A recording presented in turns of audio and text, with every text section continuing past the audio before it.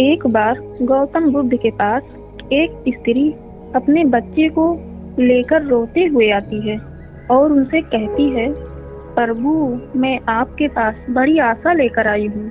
मैं जानती हूँ कि आपके लिए सब कुछ संभव है और आप परम ज्ञानी हैं। इसलिए कृपया मेरे मृत बच्चे को जीवित कर दीजिए। मैं आपका यह उपकार कभी नहीं भूलूंगी। उस स्त्री को बुद्ध के पास उन लोगों ने भेजा था जो लोग बुद्ध से ईर्ष्या करते थे। उनका उद्देश्य ये था कि बुद्ध सभी की नजरों में गिर जाएं। उस स्त्री के पुत्र की मृत्यु वास्तव में हुई थी, लेकिन वह नहीं जानती थी कि उसका और उसके मृत पुत्र का इस्तेमाल बुद्ध को नीचा दिखाने के लिए किया जा रहा है। उसे तो बस ये बताया गया था कि बुद्ध सच में उसके पुत्र को जीवित कर सकते हैं।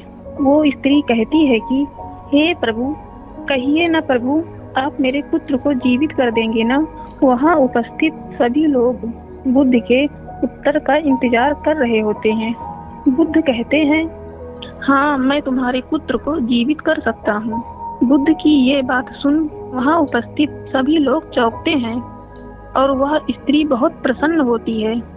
फिर बुद्ध कहते हैं कि परंतु तुम्हें एक कार्य करना होगा। वह स्त्री पूछती है, क्या कार्य करना होगा मुझे प्रभु? बुद्ध कहते हैं, तुम्हें एक मुट्ठी सरसों के दाने लाने होंगे। वो स्त्री कहती है, मैं अभी लेकर आती हूँ प्रभु।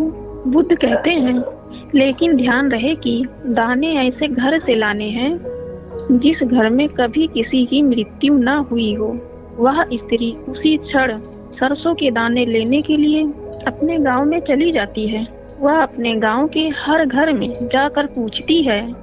उसे सरसों के दाने तो हर घर में मिलते हैं, लेकिन उसे ऐसा कोई घर नहीं मिलता जिसमें आज तक कभी किसी की मृत्यु न हुई हो।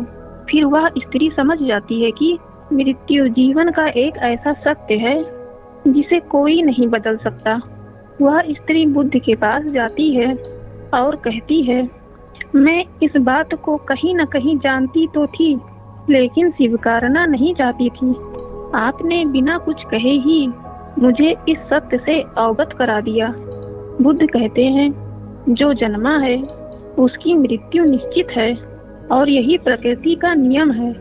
चाहे कोई व्यक्ति कितना ही सुंदर क्यों ना हो, या कुरूप हो, या बूढ़ा हो, या जवान हो, लेकिन फिर भी मृत्यु सभी को आनी है।